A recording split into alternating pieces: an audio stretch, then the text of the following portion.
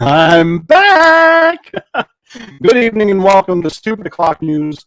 I'm Louis Lee. You're not. Portland, Maine. A ranked choice ballot where numbers were crunched by a computer ended in a tie for a city council race. So the contest will be decided by a low-tech solution, basically drawing straws. The election will be settled in public in front of Portland City Hall when lots, something such as random straws, are drawn today. Oh, that is today. Officials had not decided by Wednesday afternoon what would serve as the lots. Portland is one of a handful of cities that uses ranked voting as for local races. The method allows voters to prioritize candidates in races where there are more than two people running. If no one person gets more than 50% of the total vote, the second choice votes come into play. So, judging city council commission meeting, an election by drawing straws. How far we've fallen, haven't we? That's the news. Let's start the show. Okay, Lewis, getting some comments already popping in. Oh my God. Your Wervis is wacko. She means service. Sorry about that. Oh. Should I drop out and try to re-enter? No, it might clear up. Give it some time. All right. If it doesn't clear up, let me know, and I'll drop out and drop back in. We can hear you fine. It's just like I said, you look like a 16-bit video game. And Carl's blaming StreamYard. Why not? I was going to say a character from a Godzilla movie. If the rest of us look this ugly, how can it be StreamYard? I mean, that's just. Okay. Did you just call me ugly? I mean, no offense. We don't have any beauty queens in this collection of me and John Rogues Gallery. Me and John both have mirrors. I know he's telling the truth. Yeah. I wouldn't say ugly, but let's face it, we're not going to Hollywood anytime soon. Okay. No. Unless it's a murder mystery. And Carl said Michaela had the same issue last night on another show. Okay, but yeah, I ain't lying to you. I still ain't recovered from this weekend. I had a blast, but I ain't worked that hard in 2 years. That's your own fault. The military has this thing called delegation of authority, and if you quit running around like a madman and tell people like me what to do, well, that's just it. I'm spending most of the time running around finding y'all tell you what to do. I'm right where you left me. Get radios. Jeez. Yeah, there you go. That's one of them. And I gave him a cell phone number, so you have no damn excuse. Yeah, well, I didn't I call you and say, hey, we found the cups before you ever headed out? Yes, that's the only time it actually worked. So. Gonna have to take some Stupid O'Clock walkie-talkies for next year. No, radios. I to be honest, as small as that venue is, we really don't need radios. Just Joe needs a megaphone. Yeah. Yeah, the other hotel guests would be so happy about that. It's not like there's the innocent guests, the ones that aren't part of the con. Literally, if you stand right in front of where the author's nook was, if you stand right there and yell, everybody at the convention is going to hear you, Joe. Yeah. And Carl says, Josh and Bill, you missed some wild times. Oh yeah, it was really fun. Yeah. But we didn't lose our bail money. Oh, I figured out that Joe is truly a hoarder. Okay. And I'm going to throw this out here. Y'all see this little red rope hanging up here behind me? Uh-huh. Okay. That is actually one of the ropes that used to be at the old Litchfield Cinema up by Northgate Mall. Okay. And when you went in, they had all these ropes. Joe still Litchfield is no more. It's a damn realty office. That's what this picture in my background is right now. Okay. They moved it. They moved the theaters over behind Northgate. Okay. It's a realty office now. They closed it down. Joe somehow or another managed to keep all the crap that they threw out when they closed that movie theater. And what did he give me as a nostalgia gift at the convention? One of the old velvet ropes from the Litchfield. So when you walked in, you had to walk the little rope maze. This was one of the velvet ropes from Litchfield Cinema. It's been closed for what, Joe? 32 years now? Something like that? No, maybe 25. Yeah, I was about to say it. It was still open when I moved to town in '91. So. Okay. And you didn't come out with any cool theatrical posters or anything like that to take back with you? That's what I was about to say, Joe. I mean, a movie theater shuts down and you keep the velvet ropes. I got the screen, dude. About the same time the Braves won the World Series last time. Yeah. Something like that, yeah. Yes. No, all the movie posters, everything was cleaned up. But I did get a bunch of seats out of the theater. Oh. Of course, I sold them all off by now, but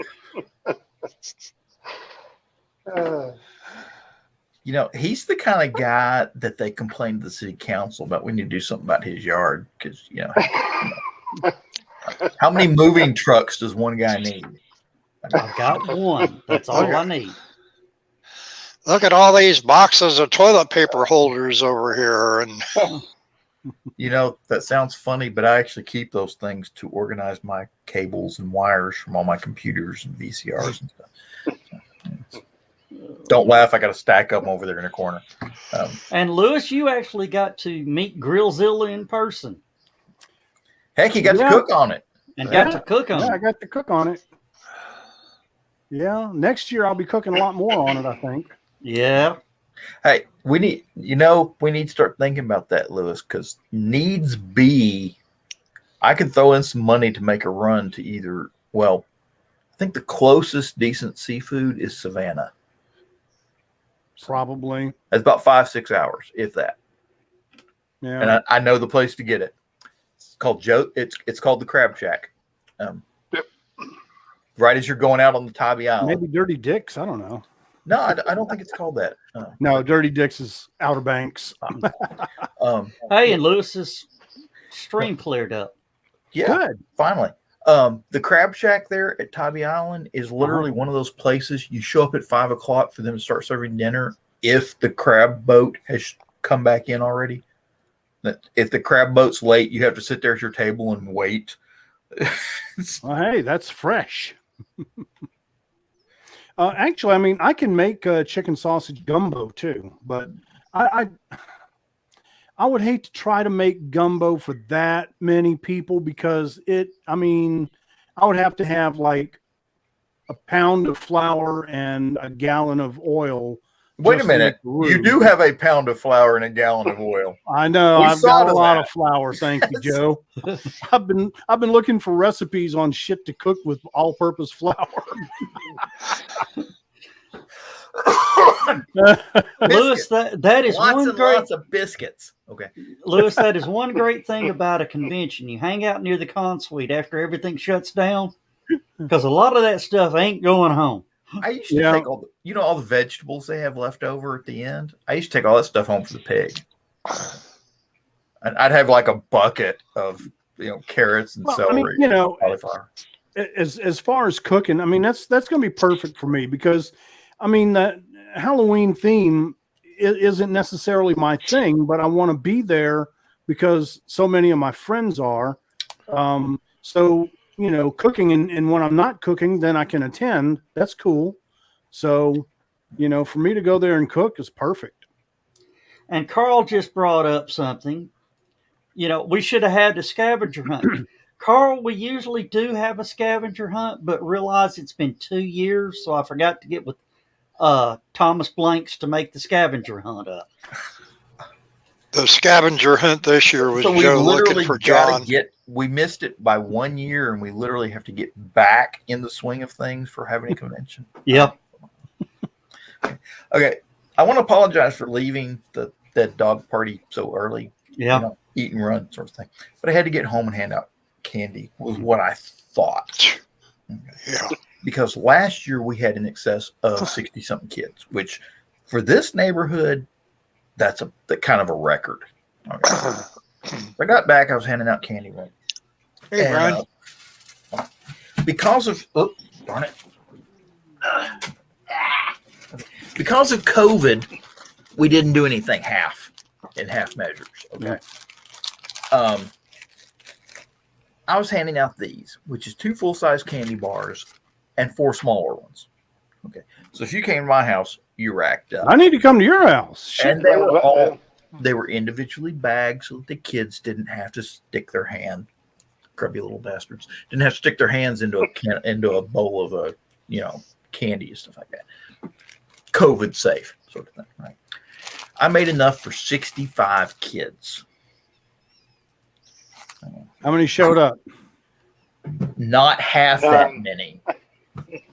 I didn't have. Ooh, I've still what's your got address? 30-something bags of candy. I don't know if God. I had 0. I don't know. I wasn't home. Fortunately, my mom has foster kids, and she loves Hershey bars. So, I love Hershey bars, but what I'm going to do is dip it in peanut butter anyway. So cut out the middleman and get the Reese's. there you go. There you go. I got all that at Costco. Now, strangely enough, while that is good, I love.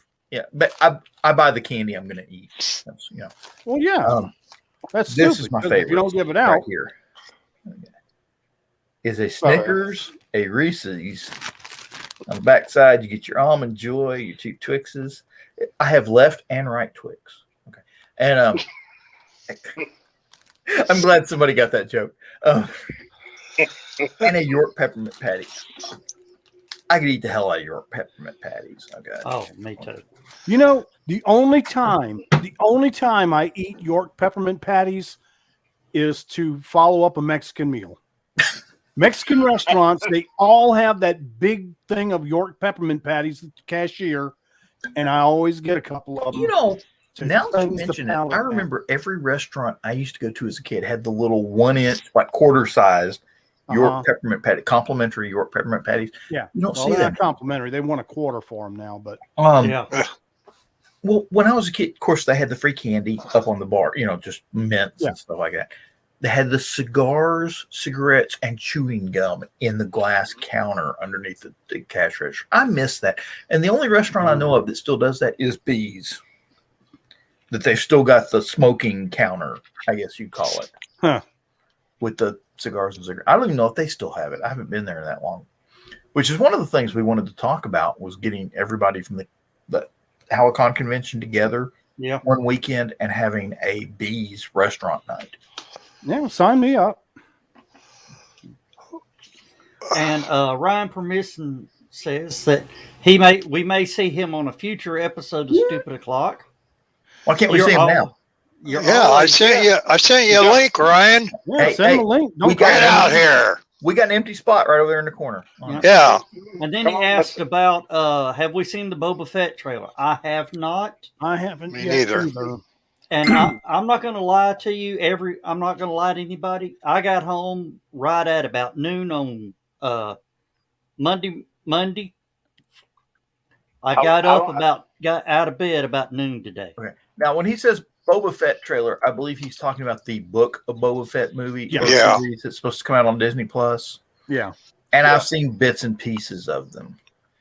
But I am actually bringing up the official trailer right now and turning off the sound so that we don't get a hit.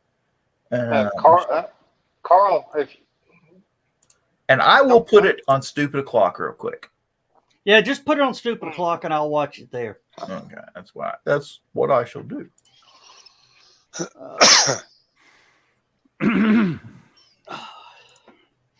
But I think our total head count was about between 150 to 158. Really? that's great. That's not bad. I mean, it was a decent crowd. And Lewis, did you like the way I started our opening ceremonies? Yeah, that was good. I didn't know. I knew John could sing, but he blew that one away. Yeah, he did a good job. Oh. I hate I could not make it. But And according to John, I had a real good dead dog party.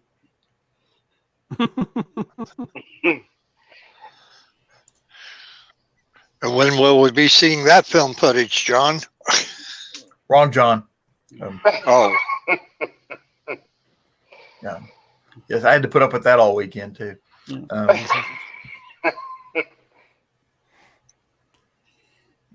No, John, you said evidently I tried to message you and it was... Oh, hang on a minute. I am going to bring that up and save that as a background real quick. Okay. Let me see. Strangely enough, apparently you stole Chris Walker's phone. Okay. oh.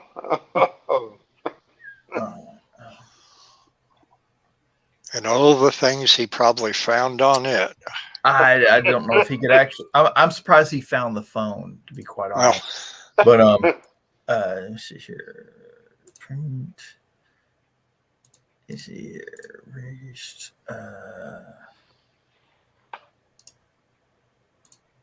This might take a moment. Y'all go ahead and talk about it. Talk amongst yourselves. Everybody talk. We'll all sit here. All of us on camera will sit here quietly and wait for you to stop talking. Now, Lewis, did we scare you with the grill, or did you think whoever built that was a genius, or a little of both? A little of both. Yeah. Why do I get images of the movie Frankenstein where he's alive? As long as it makes fire. Fire bad. That's the big battle.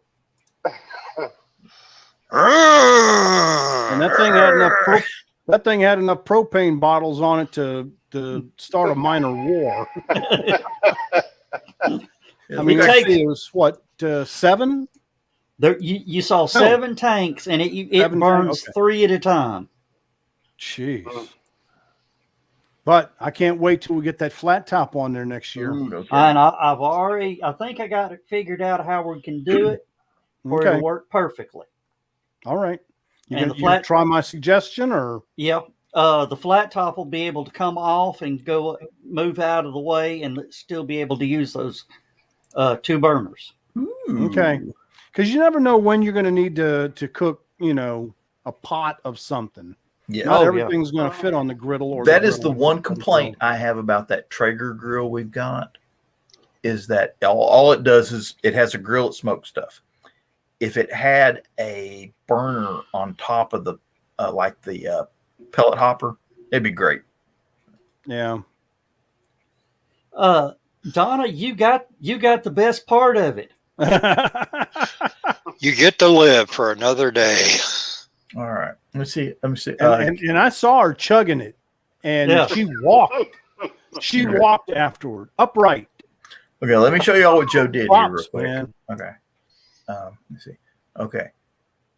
Chris sent me a thing. Joe wants to do a Stupid O'Clock broadcast. Okay. Then Joe grabbed his phone and sent me Yapa Uba, my dude did this. Okay. And then it was, sorry, Joe grabbed my phone. Hey, you're lucky that's all he grabbed. Yeah, that's Yeah. I did over imbibe just a little bit. Is that what that was? Yeah. Okay. Some people call it shit-faced. Yes, this is actually the term I would have used. Yes. Yeah. And Carl says she's a pro drinker, that girl. Well, it was quite evident. I mean, she literally chugged moonshine. Yes. Yeah. I brought 4 bottles of alcohol with me. 2 bottles of wine that's supposed to go with the chili. A bottle of Irish creamer from Kirkland's.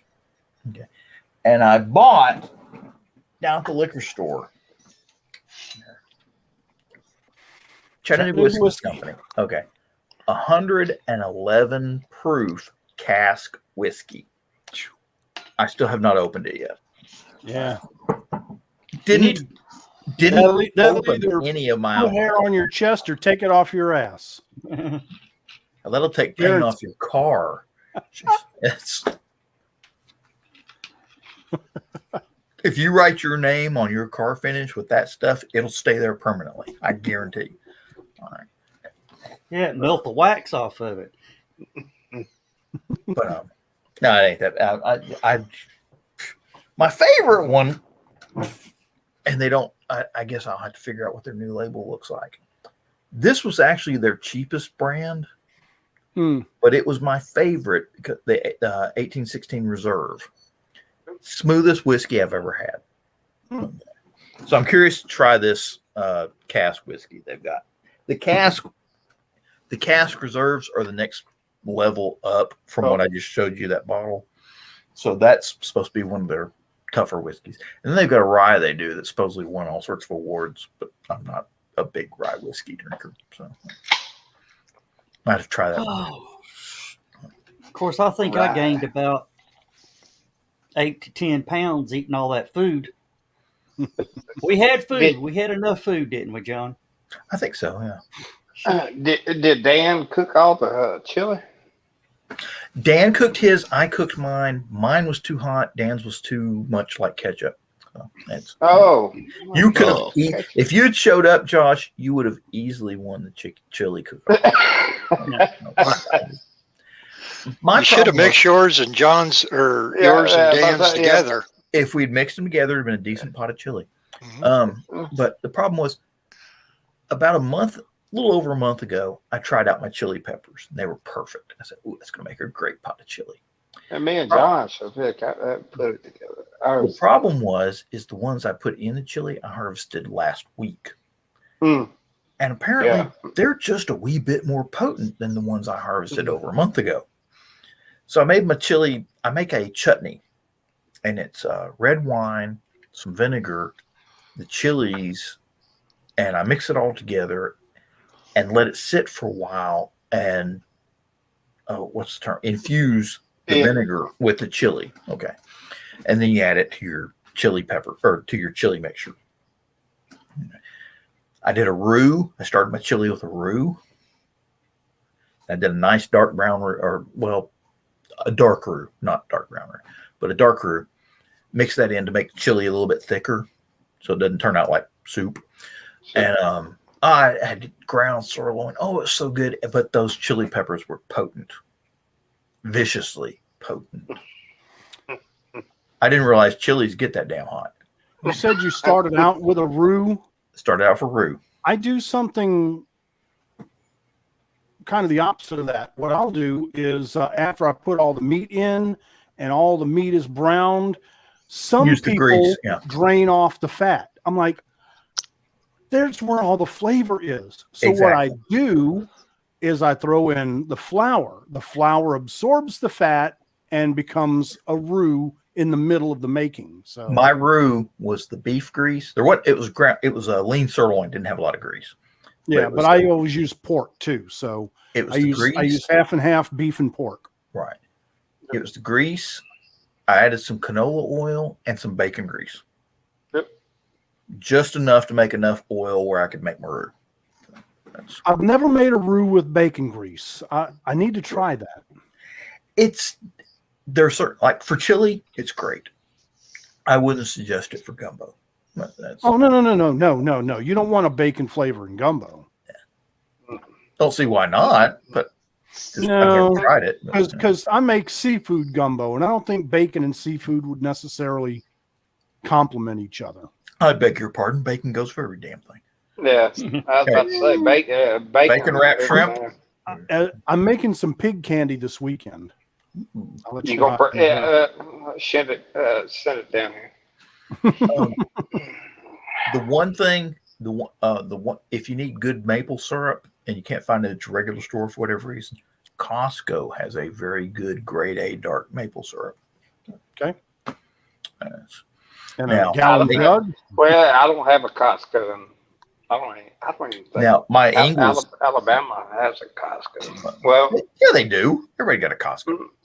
No, not everybody. They're really just now coming into the South. Yeah, no, I think Birmingham has a Costco. That should have, yeah. If you don't, our Costco, Chattanooga's Costco isn't actually in Chattanooga. No, it's across the border in Georgia. Ringgold. Yeah, but it's literally.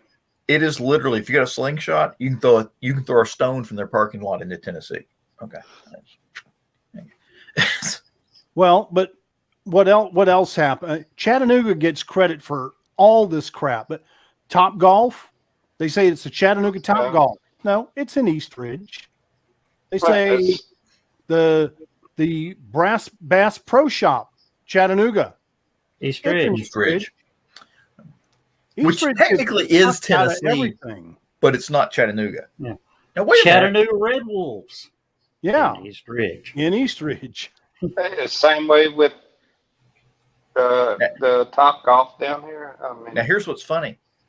Chattanooga, their SWAT team is a really good SWAT team, but who has the MRAP for the armored vehicle for moving their SWAT team around? Eastridge. They've only got 3 people on the SWAT team, and 2 of them have to drive the is the redheaded stepchild of municipalities. Yeah. You know, if I ever win the lottery, I'm going to buy their damn MRAP. I was about to say, just for giggles. Because I would love it. And keep it painted with all the SWAT team markings and just pull up in front of people's houses and go, you in the house, exit the house now. And be an Uber driver. Do that up here, you get shot at. You wouldn't make any money.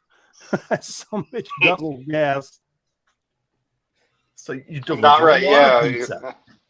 Hey, your school orders 30 pizza. We deliver it in the MRAP. Okay.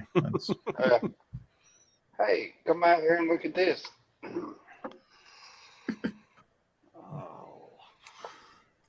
I wouldn't want an MRAP. I would much rather have either an M113 armored personnel carrier because they can swim.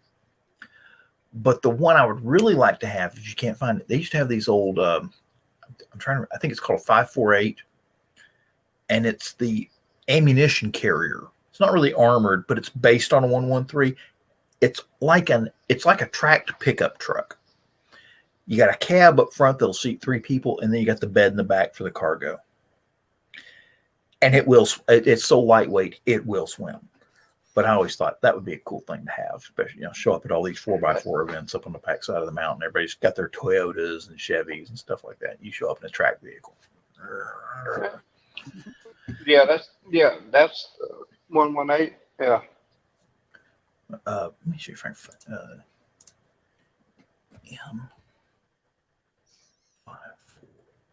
is that the one? Yeah, it's M548 transporter. Okay. Let's see if I can find a good picture of one here. There's a good picture of one. Let me see here. Ooh, that's a nice picture. That's going to show up good on screen here. This thing. All right. That's what I want right there. Oh. And that'll swim, huh? It'll swim. And it's got the 15-ton winch on the front too, which is kind of cool. But you can see the swim skirts down the side, and he's actually got his skirts installed. Most people pull the skirts off, so it's easier to clean all the mud out of that thing. But what's cool about it is it's an aluminum hull. Oh, and it's got a well, no, that's the exhaust. Does it have a snorkel? It doesn't need a snorkel. No. The exhaust, the air intake's up on top. They're actually sitting on top of the engine, and the air intake and the exhaust are right behind them. Okay. That's where the cab is.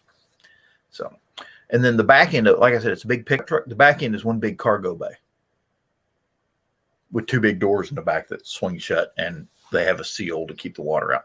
But it's also got two bilge pumps. Yeah, sweet. And it was kind of funny. That used to be a thing in the motor pool, is that when you're out doing maintenance, you try and get your squad leader to sit in front of the bilge pump exhaust when you went to test the bilge pumps. Because every time it rains, these things pick up water in the engine compartment. It goes down to the bilges. And you flip that switch and you hear also, and the bilge pump is a hole about the size of a $50. So it would shoot the slug of water out. See, on this one, I'm trying to remember. I think the bilge pumps on these are on the far side. So I don't see it. I can't remember exactly. Yeah. It looks like a gas filler cap on the right there near the tailgate. I don't think that would be it. No, that's not it. Actually, I think the fuel tank on this one is right up behind the driver. Somewhere. It's somewhere. Yeah. The interesting thing about this is everything for the engine, everything is up front, and basically the back end, it's literally just like a pickup truck. Everything in the back is cargo. So, okay. They used to use those for carrying ammo for the self-propelled howitzers and such. Mm. And to this day, they still use them for hauling ammo. But the engineers, when we had them, we take all those ribs off the back end, and we put the volcano mine layer in the back. So it had all the panels with the tubes that would shoot all landmines out. That was kind of cool. That's the only reason the engineers still had the darn thing. Good old engineers got all the good stuff. Yep. They got all the good toys. My dad got to play with them. But Carl likes it. He says it's nice. I did too. And what's nice about it was I actually thought about buying one and turning it into an off-road recovery vehicle. You go up on the back of Etna Mountain or places like that where these idiots who've taken their $50-something thousand RV, 4x4, and gotten it stuck in a mud hole or on a rock, something or other, and then charge them like $200 to get their truck loose. You'd be undercutting all the businesses in town. Well, nobody else could get back there. Hell, Yates Wrecker can't get their thing back there. Oh, they'd figure out how. No, not with them big wreckers they got. There ain't no way they get on the backside of Etna Mountain. I didn't know it, but there are 2 Yates Wrecker companies. Yes. Brothers. One's down here by my house in Ringgold, and the other one's up in Chattanooga.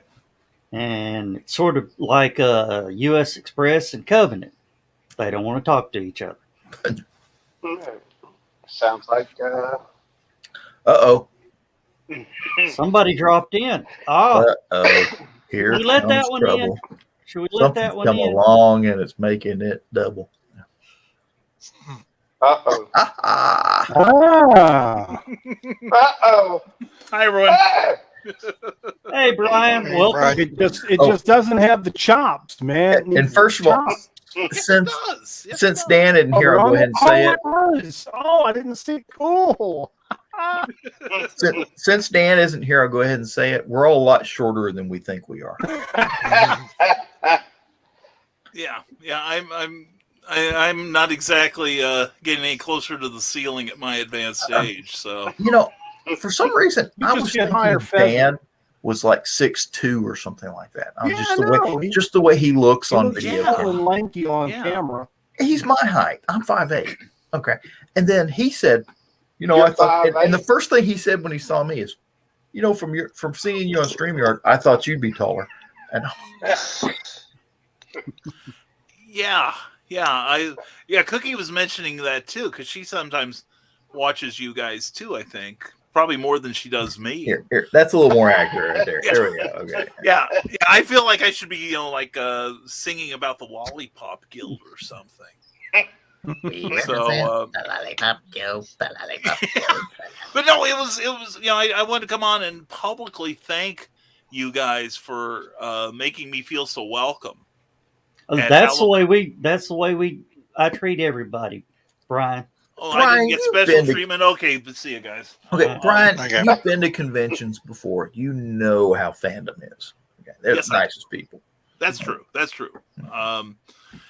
For the most part, and about like 99% of the time, it's a very positive experience. But yeah, I would say to everyone, if you can get to HallowCon, by all means, get down there. It was a fantastic time. Aside from Google Maps lying to me so blatantly, it was a good. It definitely, Google Maps definitely looks different than what it looks like on the ground. Okay. Yeah, they only reworked that interchange about 4 years ago, so I can understand them being a little out of date, but yeah. Well, when it comes to the interchange, that was an interesting interchange. I should have taken a picture of it, and it wasn't the only one I encountered on the drive.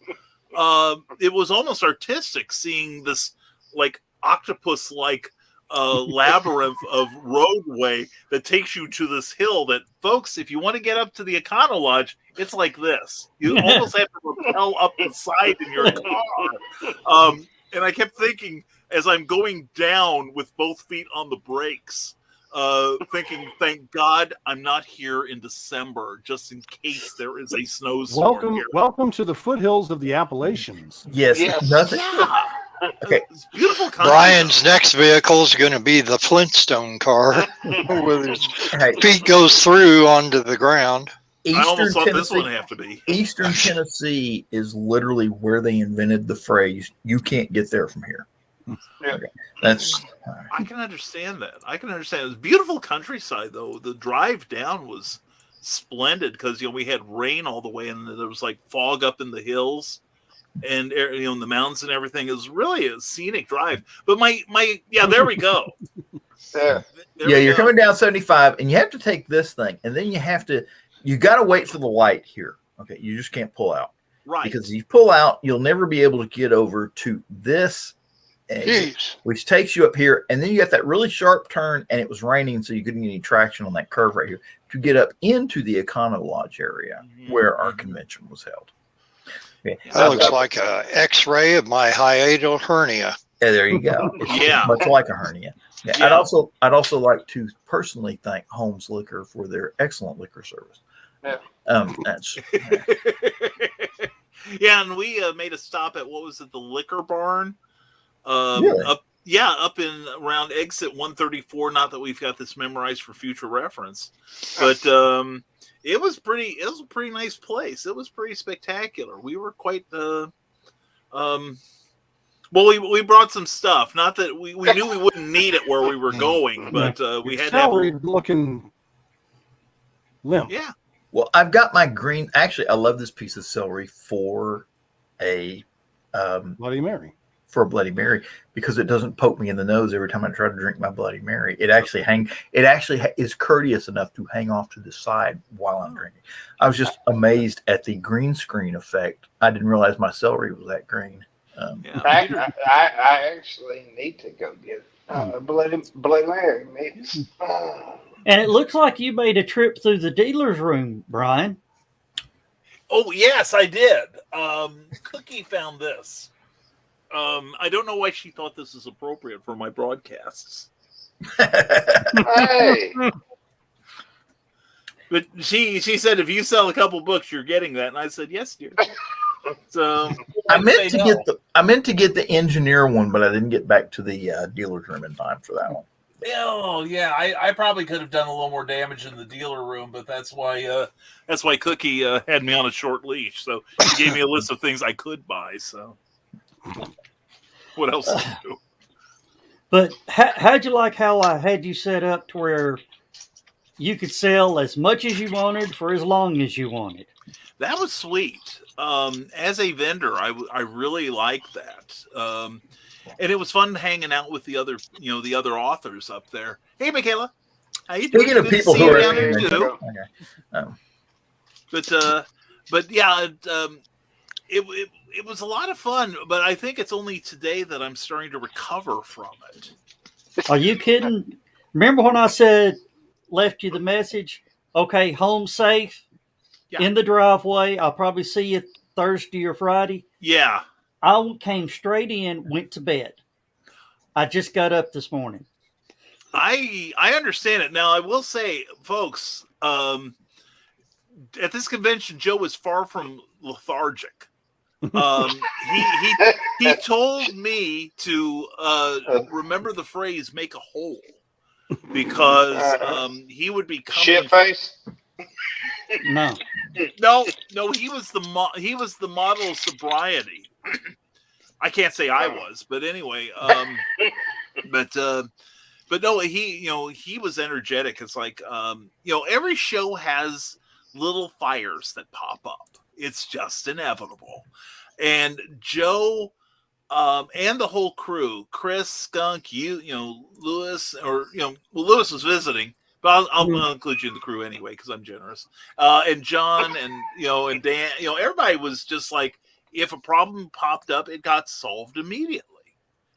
And I think that was fantastic. You guys did a super job.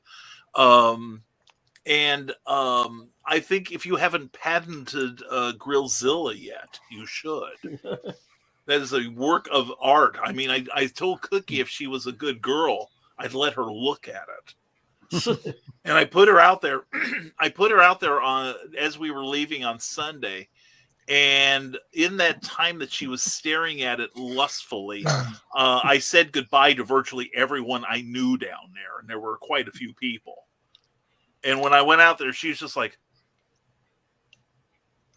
like when you draw a white line in front of a chicken. That was kind of her expression until I got out there and roused her. So, and Michaela said maybe do a scavenger hunt. Michaela, we always do a scavenger hunt, but being it's 2 years, I forgot to get with the guy to set up the scavenger hunt. So practice. Yeah. I went on a scavenger hunt. Joe wanted me to find 7-ounce glasses. So. I had to run and get a cutting board. And then here's what's funny. I sat there and I was getting ready to go get the glasses. And I kept asking everybody, I'm getting ready to make a Kroger/Walmart run. Does anybody need anything? I said, well, we'll think about it. So I gave everybody my phone number. Getting ready to leave. I'm getting ready to leave. Joe texted me. Oh, we found some glasses. Oh no. But yeah, John, show You got a call from Chris's number, didn't you? yeah, show Brian the message I sent you. That's it right there. Look at Joe's name on the thing there. Was this before or after the moonshine? That was Sunday night after everybody left. After. Oh, during the nervous collapse. I understand. And I'd already left to go home, hand out candy, and Chris, apparently he found Chris's phone and texted me from Chris's phone with this message, which is, "Why put Oba, my dude?" Dub. Ask for Sounds my like name. Mushmouth from Bill Cosby show. Cosby. You believe it, Obi. Yeah. Yeah, I was wanting him to set up a live stupid o'clock from the Dead Dog Party, but Yeah, I was waiting on that too. That is apparently how Joe requests you to set up a live stream from the Dead Dog Party Just when you're not actually at the Dead Dog Party. Yeah. It gives Hey. you that outsider's perspective. Yeah. All I'm going to say is that Statesman bourbon is very good. So if you hear Joe say yo gabba gabba, Yeah. Yo gabba gabba hey. Gabba gabba. Hey. gabba yes. gabba hey. Hey, if you're gonna quote it correctly. Exactly.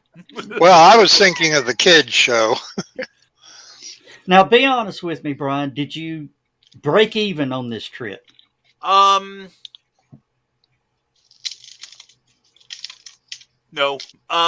No, but Spent too much I really, money. I know it's if I don't count this and I don't count this and I don't count this, yeah, I made a profit, buddy. I mean, I'm rolling in it, but no, mostly in terms of gas and lodging. That's the only thing I didn't cover. Everything else, I think you traveled the farthest, if I'm not mistaken. Or I think you I or did. Carl. I'm not sure which. Actually, Carl is like about an hour farther away than I am. Okay. So, Now, but Stephanie said she actually made a profit. oh, good. Not by much, but enough to pay for the convention and such. That's cool. No, actually, And I finally bought the book that I was going to buy from her 2 years ago. good deal. Well, no, I see. Let's see. I'm trying to think of all my expenses.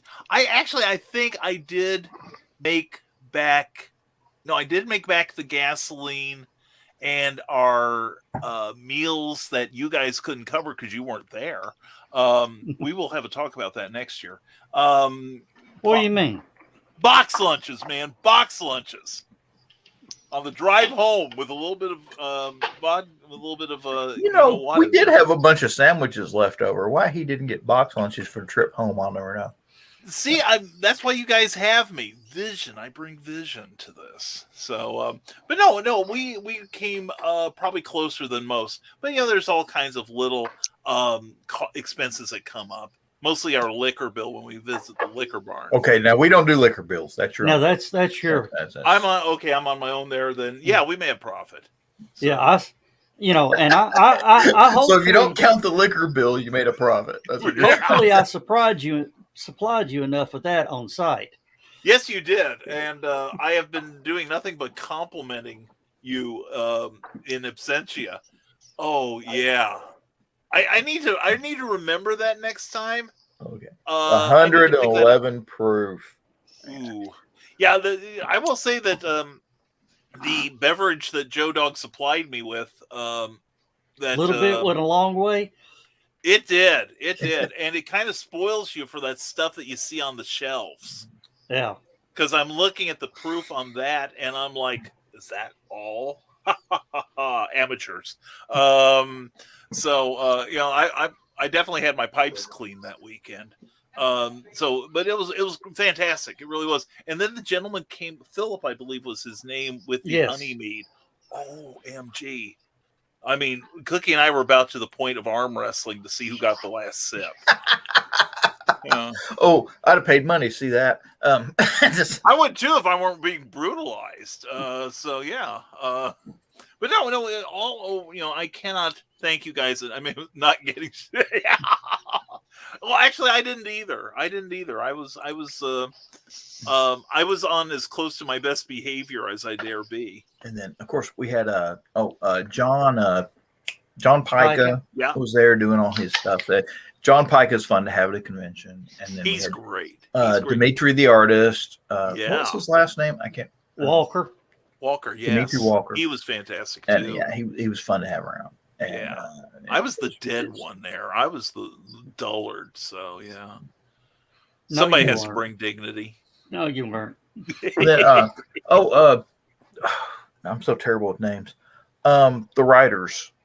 The husband and wife, TD yes. and KT. Susan and Anthony. Yes. Thank you. Yes. Or T. Robson. Yeah. Yes. TD and KT. TD and KT. Yeah, you see, that's why I write under my real name, because otherwise I'd never remember it. Well, that's like Gary Poole, Kelly Lockhart. He's gone by Gary Poole for so long. I'm surprised he still remembers his real name. Yeah. What's funny? Everyone at Chattacon calls him Kerry Gilly. Because they're all drunk. Well, you guys are going to get me to do more shows in the region. I'm telling you. Next year, I'm going to drag people to the back. Son. I cannot reply to that, Michaela. Ain't no such thing as a stranger in the South, son. No. That's true. There was a You're live always breakfast show. Did we actually do a live breakfast show? Yes, there We was. did. Yeah. Yes, and I could tell. I think it's one of the few times you could tell that I maybe had a lack of sleep and a bunch of alcohol, because I just watched the rerun today, and John's like, "Hey guys, how you doing? We're back on the cereal box with our guest Brian K. Morris. Brian, how you doing? I'm doing real good, John. Yeah, how are you?" Yeah. I wasn't exactly high energy on that show. You know, Yeah. it's kind of, you know, when I first started going to conventions, I used to like sleep in the movie room. You know, Oh yeah. nowadays I've got to get a good 8 hours sleep just to go for the next day on the convention. It's nothing fun. Yeah. Well, it didn't help that I was going into it with a 4-hour sleep night, you know, because I did my show last week, Comic Book Spectrum, 7 p.m. Eastern, 6 p.m. Central, hashtag always promote. And and after that, I was supposed to go to bed and get like close to a full night's sleep. Now, Cookie was still at her job and didn't get out till about 1 o'clock. But you know how when you're packing and you're kind of like got that OCD thing going, and you're like, oh, I forgot to do this. Oh, I forgot to do this. Oh, I better get this. Oh, I better. You know. Next thing I know, hi, honey, I'm glad you're home.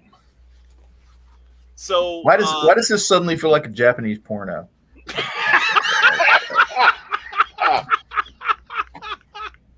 that was a beautiful moment when you were awarded that.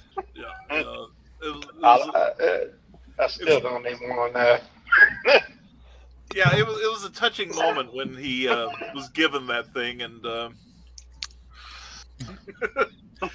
no, we went in with she got some sleep on the way down because I drove, so I basically came in on the 10.5-hour drive. Screw you, Google Maps, for saying it was 8, and you know, stayed up later than a young boy should.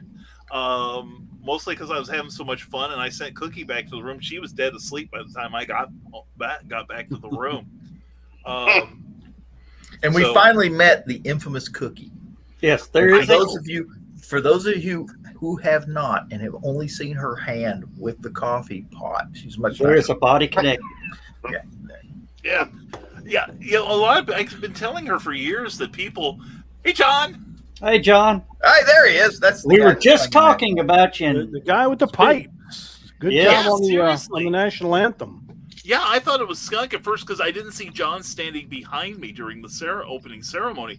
I just knew Skunk was behind me, and I thought, holy cats, he's got a great speaking voice, but oh my God, can this man sing? And then I found out it was John, and you know, I've long respected John's talent, but holy cats, that was amazing vocals there. And John's asking about any photos from photographer yet.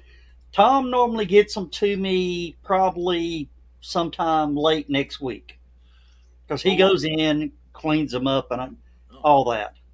Along with the invoice for the blackmail, Yeah. So. And yeah, I totally slipped on the scavenger hunt this year. You know, the thing was, I had, you know, and this was my first time at HallowCon. Honestly, I had so much fun. I knew you had planned a scavenger hunt. It just completely slipped my mind because I was just going from one positive experience to another. You know, and I just had a terrific time. And I hope I didn't oversell you on, you know, what a show we did. No, not at all. I was just disappointed that I couldn't convince you adequately that, yes, I'm having fun. Yes, this is terrific. Yes, this could be one of my favorite shows ever. You know, that sort of thing. But I think what the real miracle was that you brought Cookie over. You know, that she was like, this is a long way. We burned up a lot of gas. We got up real early. I'm still tired. You know, and she'll admit to it. But then, like, by Saturday night, you know, when we had our feast, yeah. and you mentioned, well, who's coming back next year? Practically first hand up was Cookie, and I'm like, I'm remembering this. I'm remembering this. So, and it will be used against you. And I undersold you on how much food we had. I was That's not my only fault. that, Joe Dog, but good food. That's my fault. It was fantastic. It was, in all seriousness, that was not just lavish, but it was good stuff. It wasn't just like cookie cutter kind of food. I mean, it was like really well made from first to last. I was incredibly impressed. And the thing is, you missed the best meal. Sunday night, Lewis showed up and made jambalaya. Yes, Lewis was just starting that as we left, but it's one of those things where I am sorry I missed it. Because I love a good jambalaya. But that was for the convention people. I wasn't going to try to horn in or anything. Technically, as a guest of the convention, you are convention people. So. Well, yeah. Yes. Well, technically, I know she tell me that once I'm 10 hours away, but but You're missing the jambalaya. Get back here. Yeah, I can just see that. Hey, Brian, it's delicious. He'll never get any. So anyway, but it's one of those things where I firmly believe that having worked backstage in conventions, that you cannot lavish enough love on these guys, and I will give super props to the organization that like I said, when little fires pop up. And I know what to look for. When they pop up, you put them out immediately. And it was almost like, we need skunk. To me, skunk, and skunk appears. It doesn't matter where Joe Dog was. I need skunk. Yeah, what do you want? So it was, the whole weekend. It was, or where's Chris? Where's Chris? Yeah, that was the other the magic words there that. Joe Dog just had to invoke their name, and he didn't have to say it multiple times like Candyman or anything. And in fact, it was funny as we were leaving, when Cookie and I were leaving on Sunday afternoon. We, of course, said goodbye to everyone that we could, and we were walking out there. We're like, "Wow, man! I wish we could see Chris one more time and tell him we adore him." And we're both like, he's probably out working. Hi, Keisha. Hi, Keisha. He's probably out, doing all kinds of important things. He happened to be in the breakfast nook. And we looked into the window, and there he was, just doing something. And so we, Cookie called out his name, and we had our moment. So yeah, we got everyone. And Michaela says if she goes next year, Andy gets drafted to work on the grill. Good. No. Sounds like we're going to have plenty of help. No. Andy really is a good cook. I will be there next year, and on the grill. So yeah, well, Megan is our cook. Those ribs, oh dear God, sweet God, yes, yeah. I was leaning forward. I normally sit up, like an adult, but I was leaning forward with the ribs because I was just terrified that I'd pick them up and they would like slide around the rib and fall to the probably onto my lap, which I would have to explain the tomato stain. Ribs ain't done till they fall off the bone.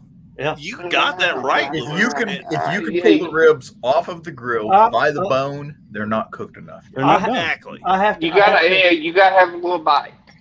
I gotta interrupt here because Ruth Jackson is popped in, the queen of the con suite.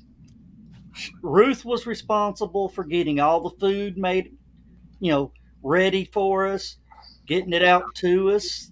That was Ruth. Well done. Yeah, and she had her two daughters there helping her also. And she also drafted Megan to cook on the grill. And seriously, Megan ended up being drafted between Monday and Thursday. Yeah. So Dan didn't do shit. Sorry. Dan sat back and enjoyed. Dan was holding sway. He was like entertaining the people there. Yeah. Dan was holding court. Yes, exactly. Okay. Sorry, Dan. But yeah, Dan, we're not sure if Dan is watching or not. So, but just in case he is, everybody say funny things about him. So. Yeah. Well, I was, he was. John was the first person to greet us, and thank you again for helping us get in. I appreciate that greatly. And then Dan was the second person we saw, I believe. And I'm like, like we all, are this tall on the screen, and we didn't know how tall we were in relation to each other. And and I wasn't expecting Dan to be that tall or that three-dimensional or dressed in black. I was literally expecting. I was expecting Dan to be that tall over me. No, he's the same height I am, 5'8". I mean, it's ridiculous. No, ridiculously average. And I was like he's about to officiate at like an Old West funeral. I will be if y'all are telling me that, I will be. You will be a giant among men. Yes. Yeah. Yes. Yeah, and you didn't realize I was such a midget, did you, Brian? No. You aren't a midget. You're fun-sized. Yeah. You just killed John. Swallow, John.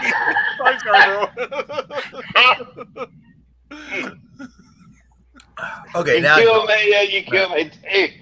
But. So don't let anybody tease you about your height. I bet you covered. Of course, you said something to me that made me feel real good. That you've have been to shows that you've never seen the promoter. Mm-hmm. Yeah. And then some shows that they may have walked by and just sort of looked in your direction and waved. Yeah, if that. I don't know if you noticed, but I walked around and greeted everybody at the show. I did notice that. And speaking as somebody who's been a guest and a vendor at numerous conventions, I sincerely appreciate that. Because I like, I don't need to be, I don't need to get like a squeegee to get all the saliva off my backside, but I do like to be acknowledged that I'm there and they're grateful I showed up.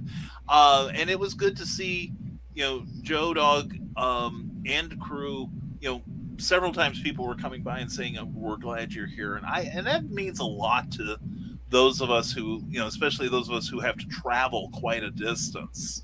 It's just a little thing, and it can only take about 10 seconds, but it means the world to a lot of us. It's nice. Everybody needs to know they're appreciated. So I thank everyone for that.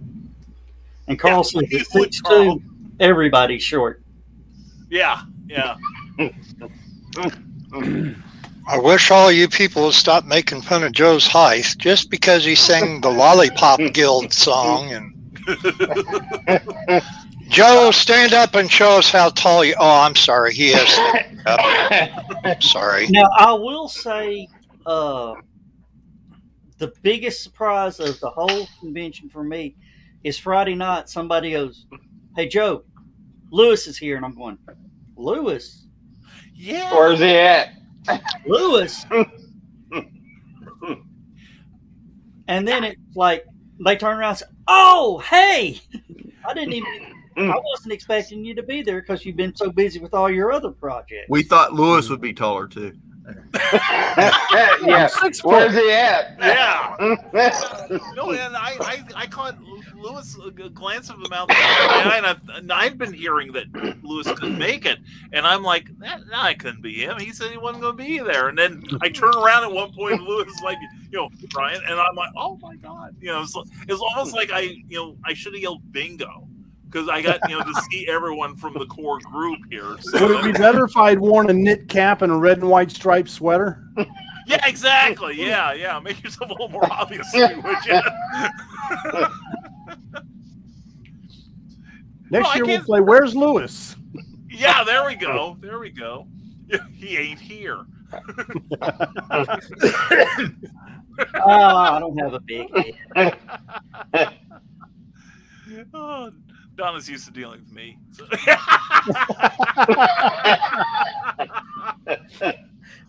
My dude. I think we need to get that on the T-shirt for next year's HallowCon. Yeah, I'm writing that down.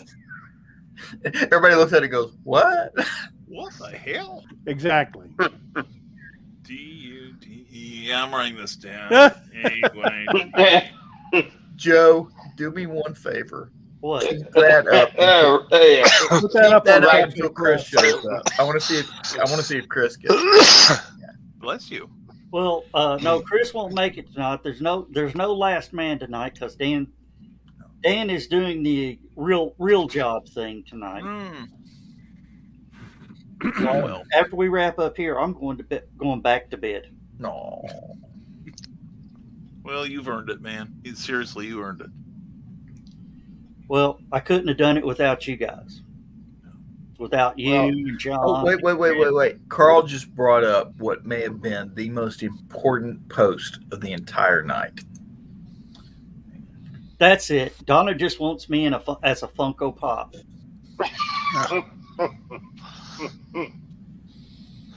Good for you, Michaela. Michaela. Yeah, I saw that. Good luck in your endeavors, Michaela. Thank you for doing it. You know, with 3D printing these days, it should not be that hard to get a Funko Pop done. Yeah. Well, Yeah, they 3D print houses now. Even had people. Carl, you'll be able to do something. We even had people in the dealer's room that were selling 3D printed objects. So I'm quite certain we could have a Funko Pop of Joe by the end of the week. Well, Damian Waldron, who was in the dealer's room, that's who made this for me, along with the exclusive, the O Toys exclusive of a character that may be a little hard to see, but he and I are working on a toy line of this character and assorted cohorts. So, if you got one of those toys from the convention, you may have a collector's item in a few years. So, will it have the Kung Fu grip? I hope so. And the fuzzy hair like the old G.I. Joes. I think that'd be and awesome. it needs to have the hand that when you press the button in the back, it does this. Okay. Yeah. Yes, and we will get one. If I have anything to say about, we'll get one like the old $6 million man action figure with the eyeball you can look through and all that. Yeah, I still have mine. So somewhere. So that's Joe's mic that's been Joe pulled out, and all of a sudden, there it is back.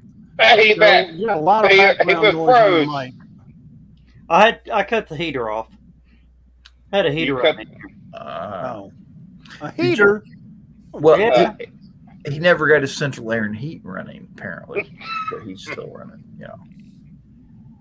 Last week I had the door propped open for it's only 46 degrees, man. That's what it. I had to wear my Keep Me Warm T-shirt or sweatshirt here.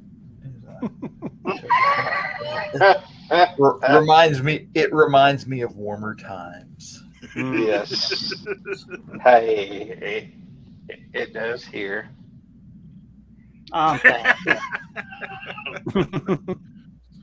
Yes, and it was fun with the rest of the Rising Tide crew there, but seeing Don walk off after taking that huge slug of that adult beverage. That's what I'm talking about, man. I mean, she chugged it. I felt like a little guilty that I'd taken a couple of decent slugs of that, like it was lemonade, and then she's up there, chugging it. If Moses ever needs help parting the Red Sea, call Donna. If she can do that, she can get this water the hell out my way. Okay. That's right. Straight as a pinball, yeah. Even John says, I have witnessed a miracle. Okay. Yeah, not a religious man, but I've witnessed a miracle. How anybody can still walk after drinking that much? Yeah. God has seen that little jar take out a few. Yeah. I was waiting to hear her screams of "I'm blind," in the first 5 minutes, but that didn't happen. So, a testament to Donna's fortitude.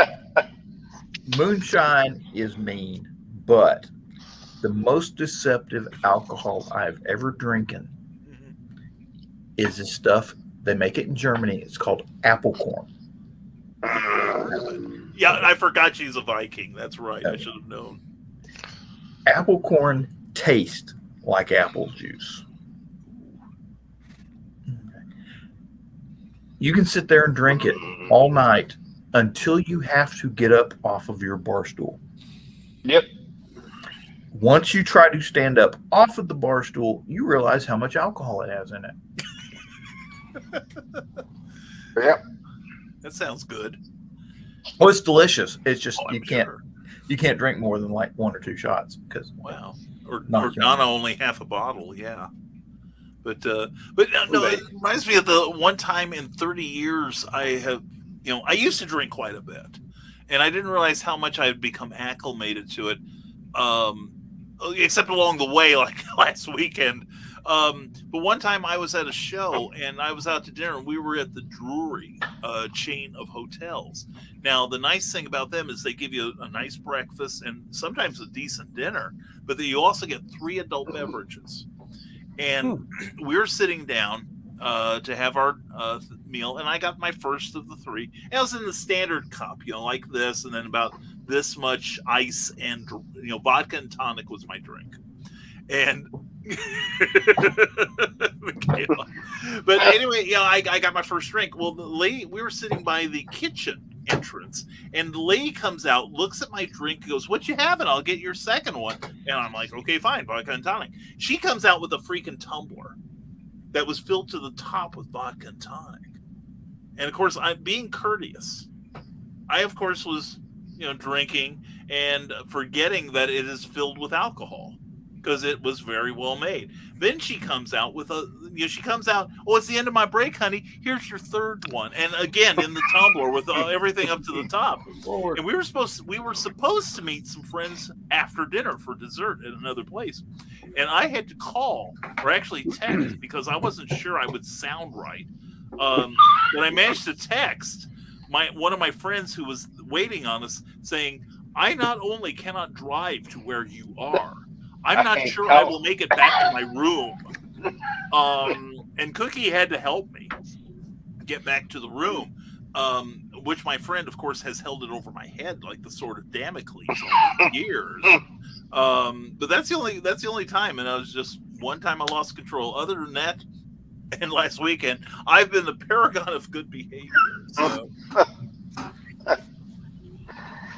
Because I recognize my position as a leader of men and women.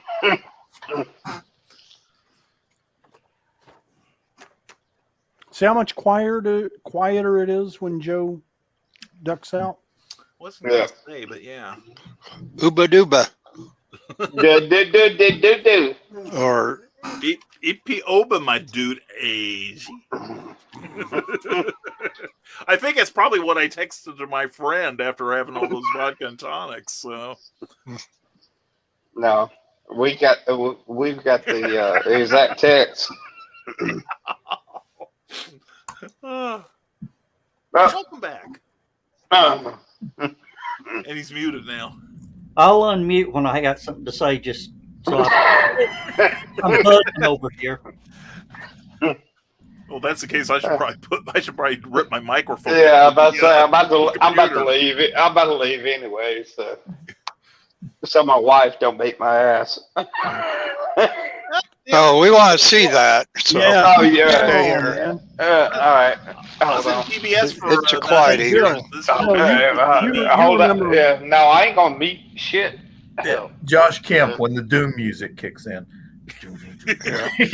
Bill, you remember a certain comedy routine? Yeah, we're gonna go see Herman. Herman's getting a beating.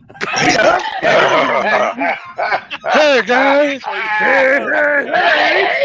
I love to see Herman getting a beating. Oh man!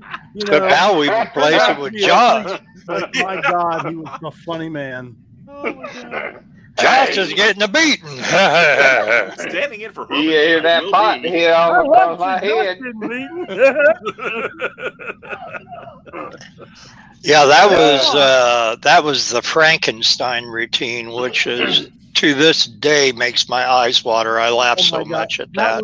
That was the best comedy album ever, man. Oh yeah, was that from It had Why Is There Air San Francisco or Clutch in San Francisco? Yeah.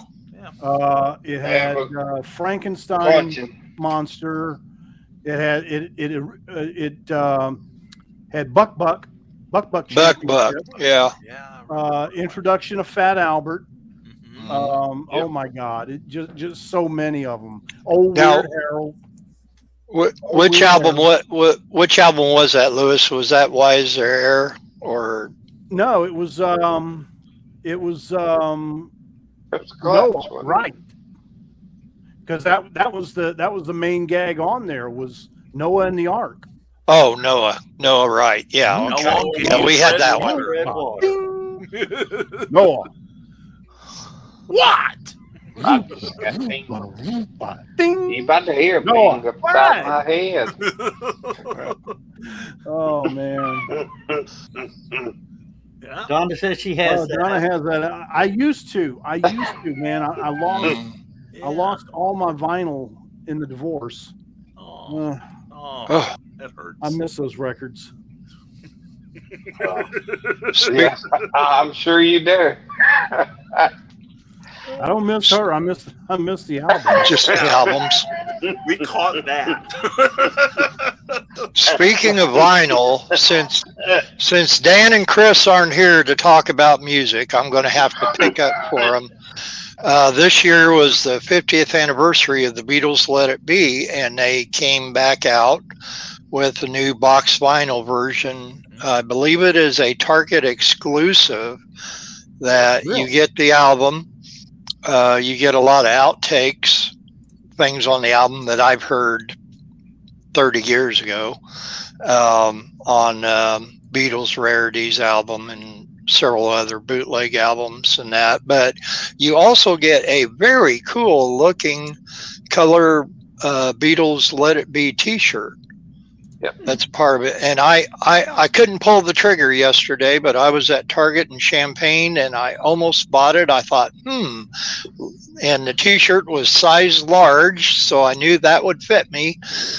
And turned around and I'm like, I'll come back for it a little bit. I was looking for birthday gifts for my niece's birthday in a couple weeks, and I thought I better not be buying something for myself and look for what I came in for her, and walked out without it. But and I'm thinking it was $29.95 is the suggested retail. No type. No way. Yep. That's what the price is. Well, they're $15.95, Lewis, just for regular vinyls now. I'll tell you, I walked into a couple of weeks ago. I walked into Barnes and Noble, and where I remember not even a year ago, their vinyl selection was just a real small little thing that might have had 10, 15 different albums on there, and now they have replaced half of their CD and DVD area and have vinyl in there now. I mean, it's like stepping back in time, going to a record store again. They have so much vinyl I still got in my there. turntable. Still mine. I don't anymore, but I keep looking at this Crosley Lancaster turntable that's got tons of other stuff that takes too long to explain, but it's looking really good. But it's $130 for a pop. Do it.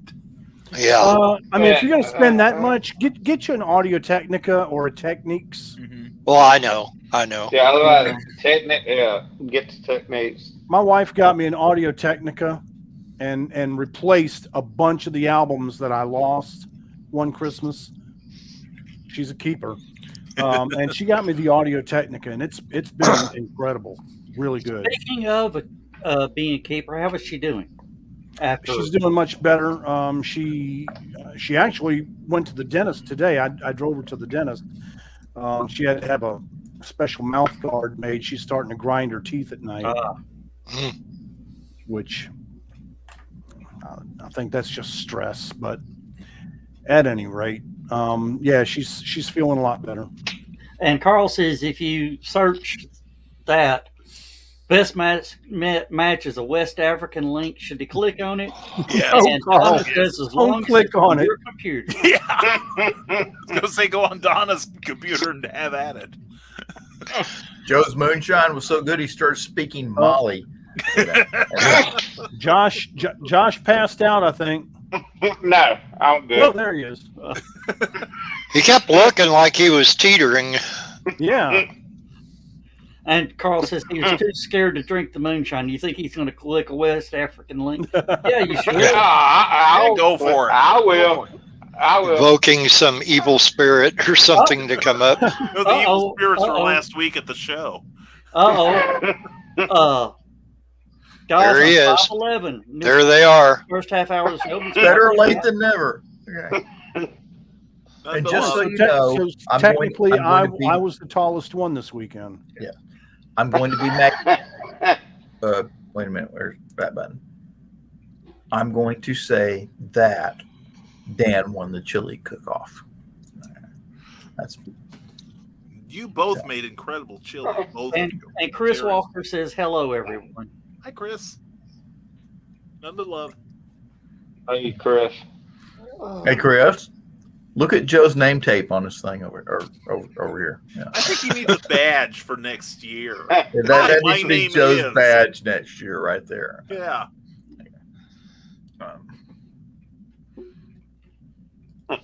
And click the link is what we call it now.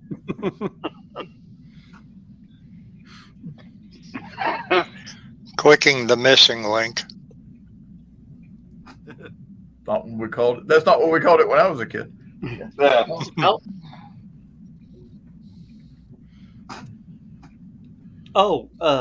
I saw something about the best and worst of states, and Mississippi, was talking about some of the great food and all that. And their worst thing is there is more porn watched in Mississippi than anywhere else in the United States. Challenge accepted. Yeah. And the average is 11 minutes and 22 seconds. 11 minutes. That's all? Yep. Evidently, that's as long as it takes. If you're How really- long can you last, Josh? Longer than Depends on the porn. Yeah. Yep. Oh, man. Carl. Oh, I get in trouble when I say things like that on this show, Carl. Yeah. I'll just have you know that.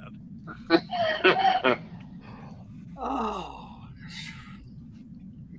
But yeah. To Ruth and Chris, again, I can't say thank you enough for all the work y'all did and everybody that helped y'all. John, thank you. Dan. Brian, thank you for actually making that long drive. Thank you. And I recommend that, maybe y'all come down on like Thursday and leave on Monday morning. Forget that, never mind the furthermore. I did that morning. Why not? So yeah, no, that's definitely on the agenda for next time. So yeah, and actually spending some time and actually enjoying myself rather than driving constantly. Yeah. well, I want to say thank y'all for coming down. And I know I wasn't there, but come down anytime. Please. Promise. I would like Who to knows? that liquor bar Next still year- calling my name. Next year, I may set up a little studio, and Saturday night we'll do a Stupid O'Clock live from HallowCon. And I'll run you a dedicated line to it. Yep, as long as I have a hardwire internet, then we can manage it. And we'll do a stupid o'clock live from HallowCon. And Brian, I guess you noticed I did have a cord long enough to do it. Yes, I did. I did notice that when I was doing back of the cereal box. Half of it was still rolled up behind the sound bar. Oh my God! Wow, that was pretty impressive. Actually, and I looked at the rerun of John's show, and it was a beautiful picture. So, Thank you. Really Thank good. you. Thank you. Thank you. Oh, and Carl says they took Michaela to her first Waffle House. Oh, Right at that. busted that waffle cherry. Yeah, I love Waffle House. It's great. Waffle House is just Southern hibachi. Yeah. My only Pretty much. my only regret was I didn't get to go to Shoney's because we don't. Strangely have enough, any here. I Shoney's think I ain't what it saw used to be. the most southern redneck thing in my life today when I was at the grocery store. Okay. They have Waffle House gift cards. And I thought the microwave pork rinds was the most southern thing I'd ever seen. Oh, that's the sort of thing when you hear the phrase "there ought to be a law against it." That's pretty high up on the list. So. Yeah. Uh-oh, what have you got going there, John? John's got something in the background.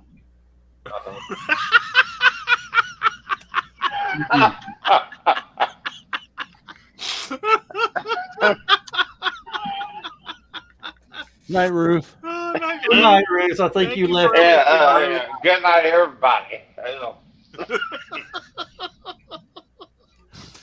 And just for me, Scarborough. Mwah! Good night, everybody. Yeah. Yeah. Drive home safely, everyone. Yeah. Don't forget to tip your waiting staff. Okay. Yep. You're here till Thursday. You can't threaten us like that.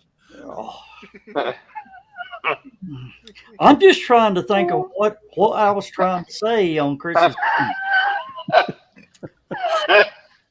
Your Don't train even of thought think. got Don't hijacked. Okay. That's, Just don't even think.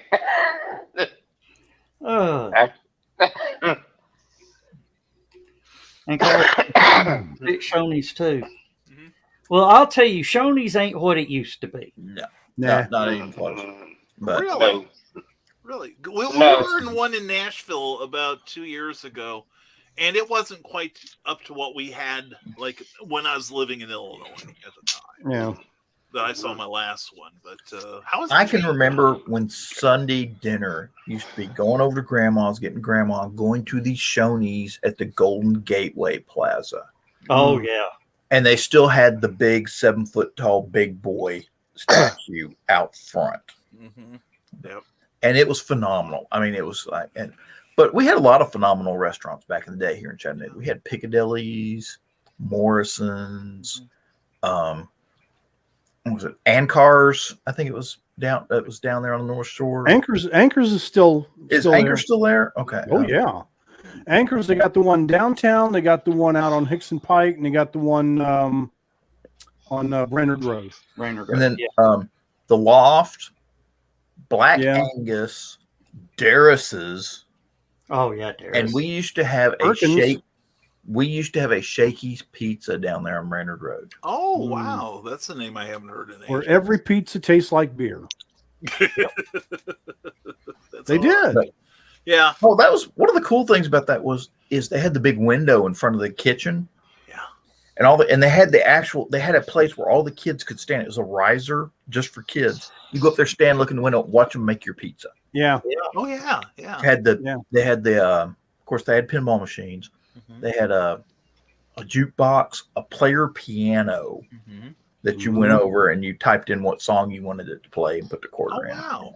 So and of course it was one of those pizza restaurants, had the red and white checkerboard tablecloth Mhm.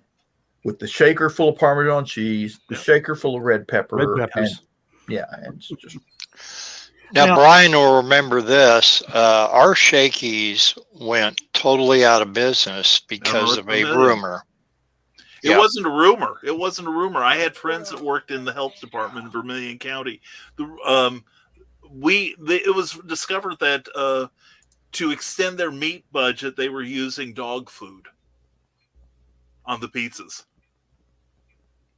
2, 3, 4. Yeah, no, seriously, they were, and it wasn't long after that they gave up the ghosts there. But I remember other Shoney restaurants. I remember going to one in Peoria that was really good. I used to spend a lot of time in Peoria for a while. Didn't mind the pizzas. They were okay. I've had better, but I've had far worse too. If that isn't damning with faint praise, I don't know what is. Twizzlers. Oh yeah. Hey, do you guys remember a restaurant called Zarzor's Cafe? Zarzars. Yeah, it's still Zarzars. open. Are they Yeah, still right open? behind the firehouse off of Main? Oh yeah. Huh. Yeah. We had a Zaz. Now, Lewis, were you in town? Italian. It's a local family owned restaurant. I mean, it's so tiny you can't change your mind in there. It's Yeah. like 3 tables. So get there early. We went to Get there early or get it to go. Yeah. We went to the Dinner Bell up in Tennessee. I can't remember. I'm Well, there's a blanking out Dinner on the Bell name. near Sweetwater. Sweetwater, that's the one. Thank you, Lewis. Yeah. Yeah, we went in there, and that was really, Yeah, it's pretty good home cooking, meat and 3. Yeah. You know, they had the thing where they doled everything out because of COVID regulations and all. So I like to go through a buffet and get just a little bit of everything. But I'd like a little bit of that. Well, a little bit meant putting this thing, the spoon, like right down the bottom and pulling up as much as they could and slopping it on your plate, which I didn't complain about because it was fantastic. But it's most of the time Cookie and I are pretty careful about not overeating. By the way, her diet does not thank you guys, by the way, for last weekend, and I'm grateful.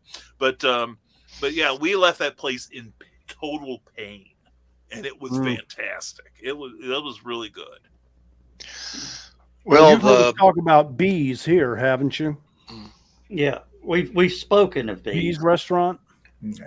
I'm looking at an article. I've heard you guys talk about it in the past. Yeah. Yeah, it's where you sit at 8 to a table, and there's a huge Lazy Susan. Yes, I remember the conversation last weekend about that. That sounds amazing. Yeah. I'm looking at an article from a Cityscope magazine, and they're talking about Zarzars, Wally's, Bees, Nikki's Drive-In, and the Longhorn Restaurant. Yeah. As Nikki's being no like longer there. Yeah. Weekend too. Yeah. Well, there's Nikki's a place. had the best fried shrimp off the coast. Yep. Yeah, fried shrimp. It was good. It was okay. Now, I'm not a big fried food fan. There's another buffet restaurant that doesn't exist anymore that I wish did, and I wish they had come this far. That you couldn't find them east of the Mississippi, and that was Pancho's Mexican Buffet. And it was awesome. You'd go through the buffet, you'd go through the line, and they would serve you, but you would tell them, like, I want an enchilada, a couple of tacos, a couple of tamales. There's a tostada. Give me a burrito. You order whatever you wanted. They'd pile it on there, and you get it. And you go to your table. You get your drink. You pay for it, and then you go to your table. And then as you finished something, they had these wrought iron condiment trays, and it had your salt, peppers, little banana peppers, and all that stuff. But it had a little flagpole, and there was a Mexican flag on this flagpole. And if you raised that flag, that was a signal to a waitress to come over and take your order. And you'd say, "I'm out of tacos, cheese, lettuce, and beef, please." And they would bring you some more tacos or whatever you were out of. And they would just keep bringing it until you either exploded, died on the spot, or were wheeled out in a wheelbarrow.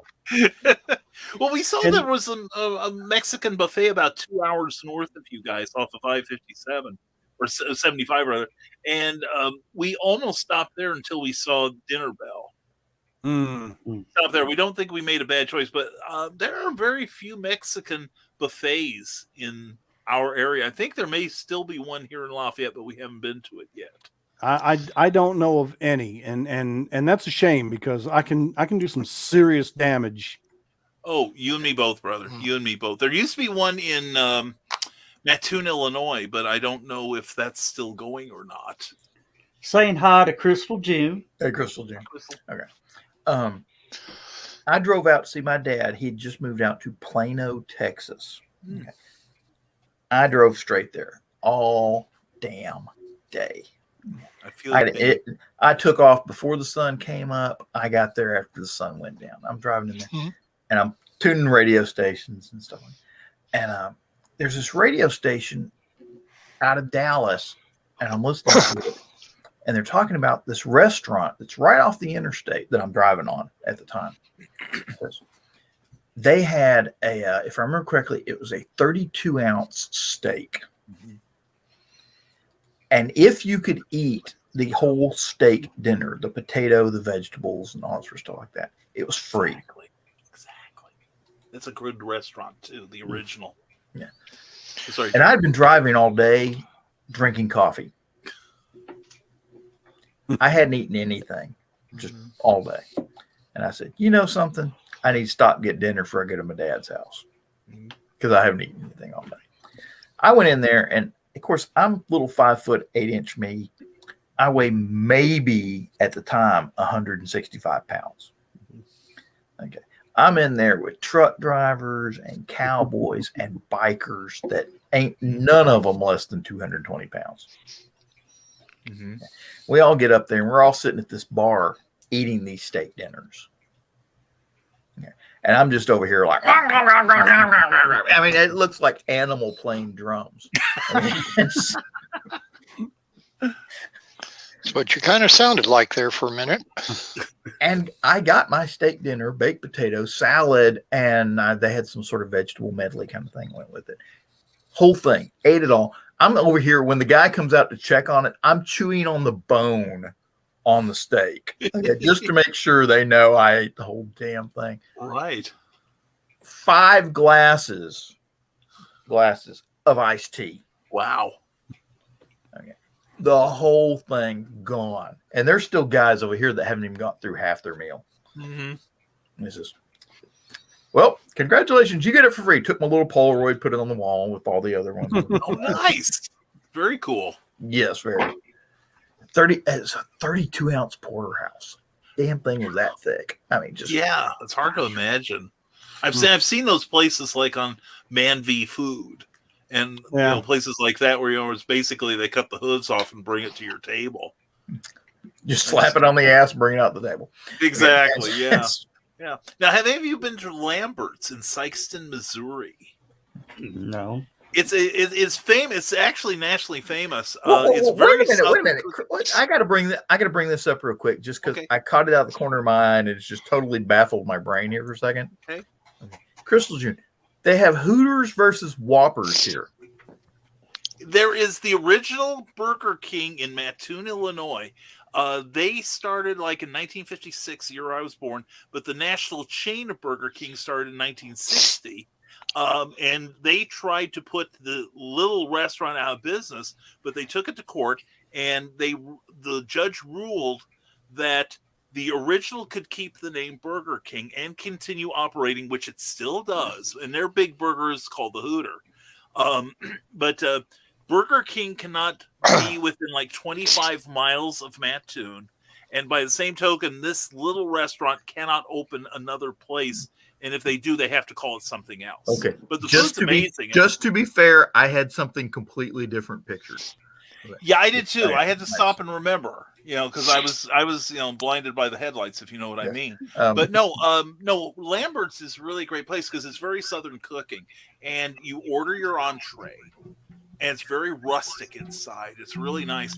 And then as you eat, they have people coming by your table, and it's like, hey, we just made some fresh fried okra. Would you like some? Would you like some sorghum, etc.? But the real attraction of the place is that they bring out these beautiful rolls that are about the size of both of my fists together, And what you do is they stand at one end of the dining hall. You just raise your hand, then you hold it like this. And the guy will take a pair of tongs and go whoosh, and it will land directly in your hand. It's the home of the throwed roll. Yeah, they had those up in Wisconsin too. Laura told me about that, and she was talking about the throwed rolls, and I mean they whiz them across the restaurant. You can actually get on YouTube. There are videos on YouTube, people taking just their home videos of watching them throw all this stuff around. Yeah. And what's it called? And the okra. Yeah, she talked about the okra. Lambert's. Yeah. It's really, really nice. Yeah, and they've got like 3 or 4 around the country. Now there's a great little buffet, all you can eat buffet between Memphis and Nashville. What's that? What's the big town in between the two? There's only one town. It's Jackson. Jackson. Casey Jones. Jackson. I've heard of Casey Jones. Yes. The restaurant. Yeah. Casey Jones. It's a dining experience. Yeah. That's one of the things, next time we come down, we are gonna, make like a week of it or something. Cause we did not get time to see Dalton. We didn't get to see any of these cool restaurants, and not complaining with what wound up happening, but just the same, we'd like to see a little more of the locality. Well, if you do come down, make a week of it, Lewis. I think you could probably help Brian out, but I highly recommend attending or visiting the Tennessee Aquarium. Mm-hmm. Tennessee Aquarium. Yeah, my wife works there. Choo-Choo, Rock City, Point Park, and Ruby Falls. And you got to ride the incline railway up to Point Park. America's most amazing mile. Okay.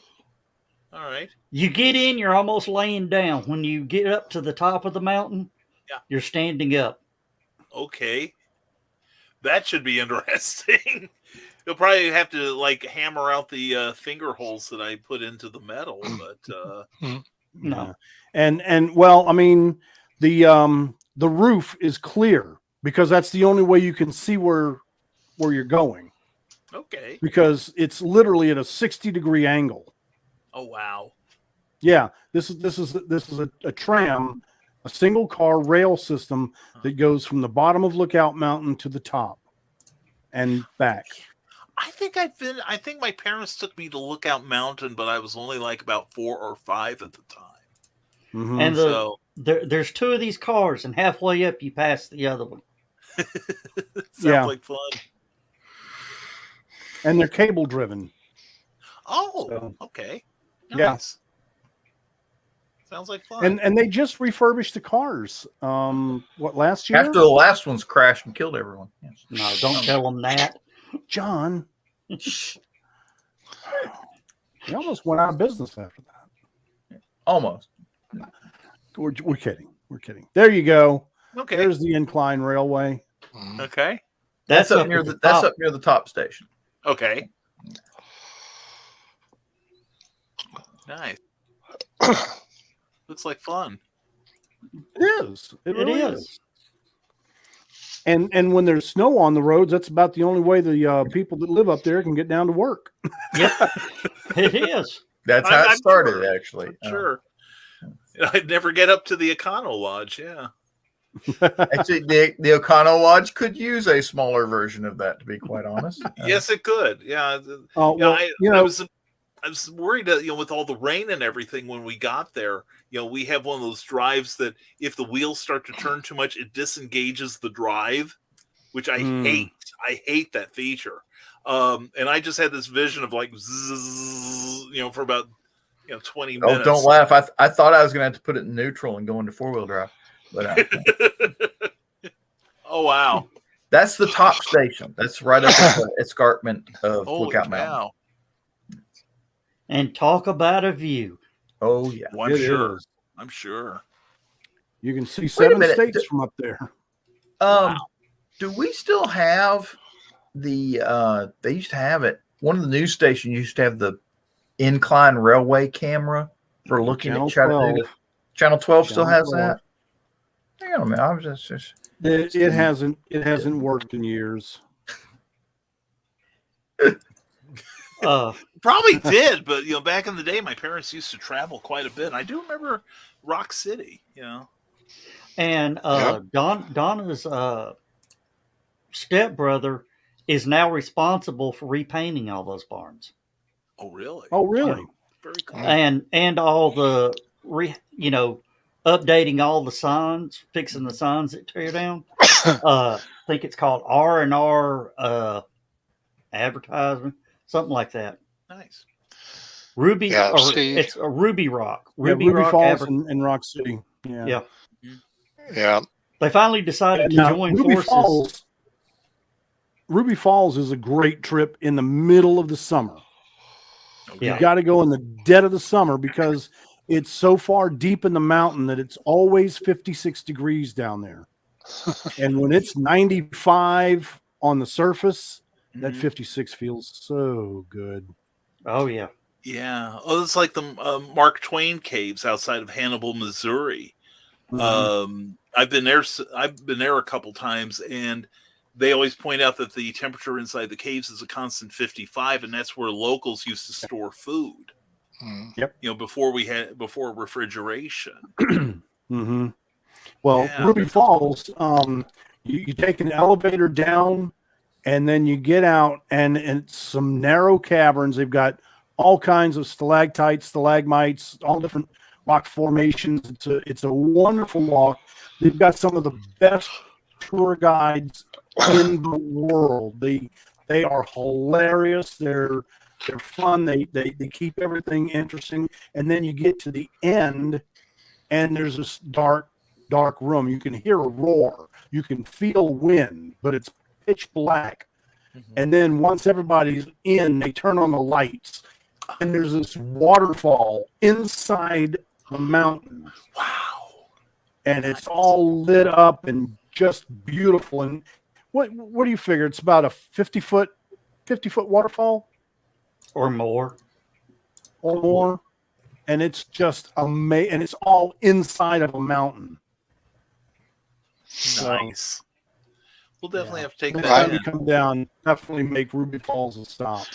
Brian can tell you about Indiana's largest waterfall and where it's located at.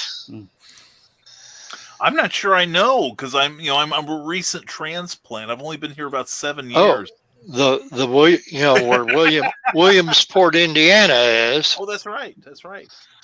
And the way to get to the waterfall, it's Indiana's tallest waterfall, but the way to get, and you can hear the waterfalls running from the railroad tracks on Main Street in Williamsport, but you can't see it. The only way to get to it is you have to go down an alley to get to the waterfalls. But you're only in Indiana. Well, that's the thing. We're still exploring the wonders of Indiana. We live Crawfordsville, which is a half hour south of us, just off I-74. There is something down there called the Round Jail. And if you can imagine like a pie plate, divided up into about 12 different sections, and then you make about 3 of them on top of each other, and there's one opening. And what they did, they had a crank that the gears were like so balanced that any one of us could turn that crank and all 3 levels would move. And there's something like 18 across the country. This is the only one where the gear system still works. There's never been an escape from there, but there have been multiple mutilations and deaths. Because as this thing goes around, remember, there's only one opening to get in and out of that cell. And I see the face of Lewis he's ahead of me. People would sometimes leave their hand on or something on the railing of their cell as it's moving, and it would get caught.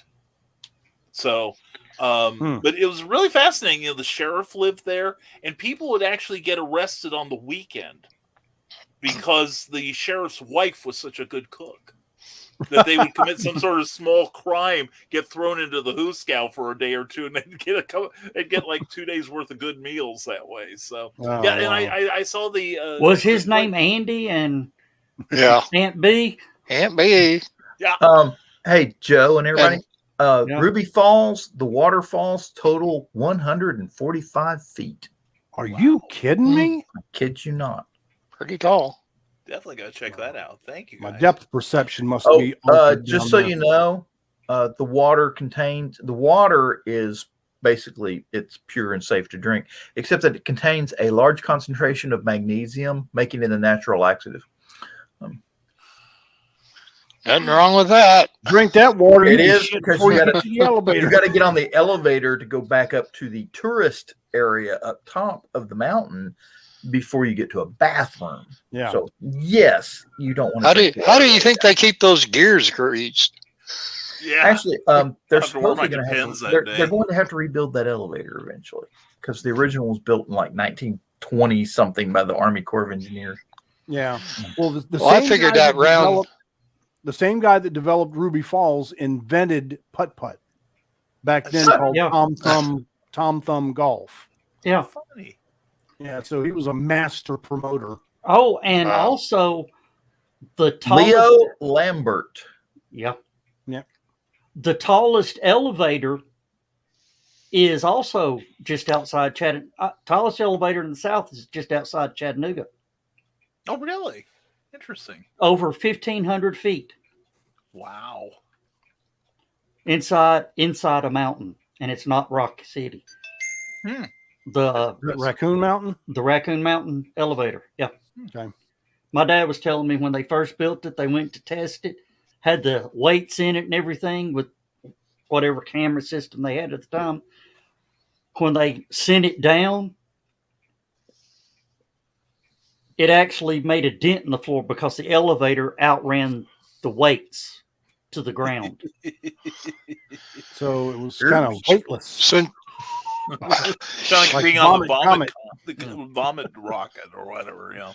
Yeah, vomit. And since we're talking about heights of waterfalls, I went ahead and looked up the Williamsport Falls, 90 feet, which makes it the tallest. And I will tell you, back when we first learned about it, back in the late 80s, we used to read these magazines that the Review Republican put out called, it used to be called Good Old Days Magazine until the National Good Old Days Magazine said, hey, can't use that name.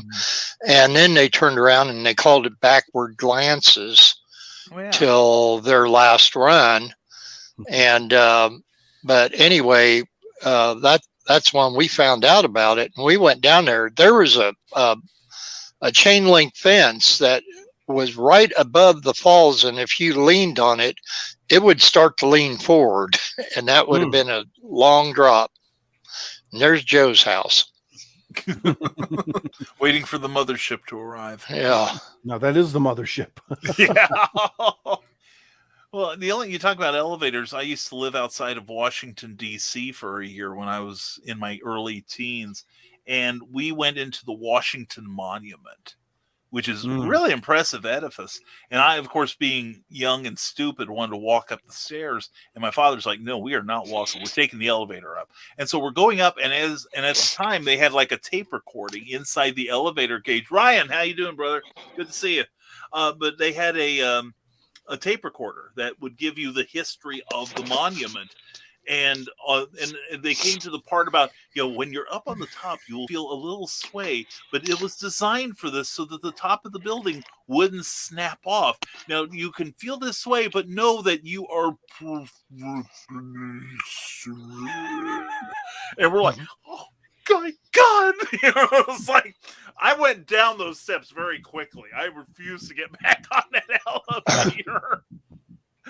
I always liked where you get to see. I don't have a bedtime, man. I just stay up all the time. That explains hallucinations, Ryan.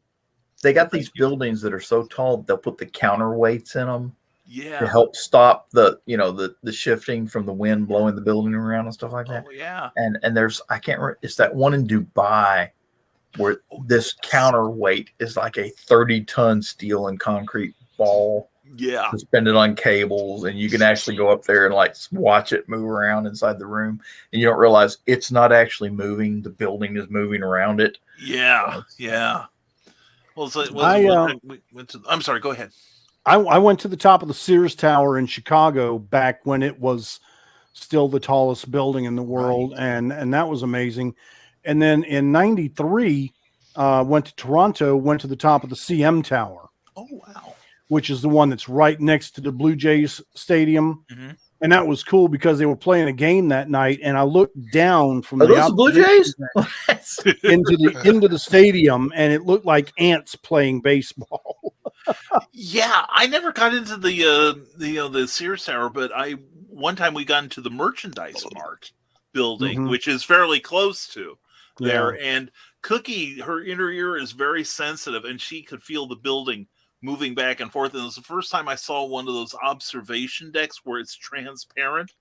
And I'm like, oh, hell no, I'm not getting on that thing.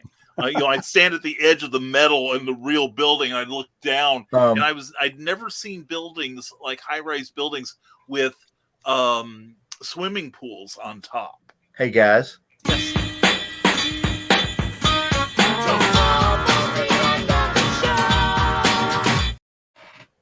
Well, December 2nd, Denise and I are going to New York. We're going to be in New York for a couple of days. Then we're going to take a train to Providence, Rhode Island, pick up a rental car, and drive all around New England. But the 2 days that we're going to be in New York first, we're staying at the Club Quarters Hotel. Oh, wow. The Club Quarters Hotel is here. Mm-hmm. Next door is the 9/11 Memorial with the footprints of the original Twin Towers. Oh, wow. And then the new World Trade Center. Very All right there next to our hotel. So cool. we're gonna do the 9/11 Memorial. We're gonna go up to the top of the World Trade Center, the Empire State Building, Rock City Museum. the Rock City Museum. There we go. We're moving it just so We knew what you Lewis meant. can see it while he's in New York. A little touch of home. Night, Donna. So Well, yeah, that sounds like fun. that's gonna be December. Can't I expect wait. I expect pictures. Oh yeah. Oh, there will be actually, pictures. the one I'm surprised Lewis didn't mention, okay, is the Intrepid Museum. Well, yeah, we're not going to be too far from there. So Well, yeah. when you're in Providence, you can look up the Lizzie Borden house. Are you kidding? Is that where it is? Yeah, yeah. They Oh, changed. that'll They have to be changed the his first name. stop we It's a make steak. from the, car It's a rental steak place. restaurant now. It's called the Chop House. It probably is. Yeah, chopped steak is their specialty. And now I got the Chad Mitchell's Trio song in my head. But no, yeah. At the time, I lived out in Newport, Rhode Island, in about 1977 during the America's Cups tryouts. Wow. And we frequently went to Providence, Rhode Island. And at the time, the Lizzie Borden house was still maintained, but it was owned by a private couple who didn't want anyone, treating it like a tourist site. But everyone knew what had happened in that building. Now, my understanding is, Would you sign my axe? Okay. yeah, really, yeah. Oh, but anyway, are there any souvenirs? Is there lunch being served? But no, but the thing is, I understand that somebody bought it about 20 years ago and has actually turned it into a museum now. Yeah, I'd it love is. to go back and see that. One of the ghost shows that my wife likes to watch on the Learning Channel or whichever one did a whole show on the Lizzie Borden house. So Oh yeah, it didn't register that it was in Providence. yeah. Yeah, And that's just also don't- where Emeril Lagasse got his first job as a chef. Oh, Well, guys, we are right up on our 2-hour window. I want to thank all of y'all for being here. I'm especially grateful for you, Brian, for being here after putting up with me for a whole weekend. I could have done it for longer, man. It was such a good time, and thank you all for having me. Seriously, it's always a good time to be on this show, and HallowCon was one of the highlights of my year. getting to meet you all in person. So thank you all All very right. much for your hospitality. Checks in the mail, Brian. Yeah, I'm hoping it clears, man. That PayPal account And I can be really. would like to really leave the big. show by saying, bounce. I'd like to end the show by saying, whoop-a boba, my dude, arguably. Okay. That's beautiful. You believe it all, but have a good night. Bye-bye. Say goodnight, everybody. Good night, Good night, everybody. Good night, everybody.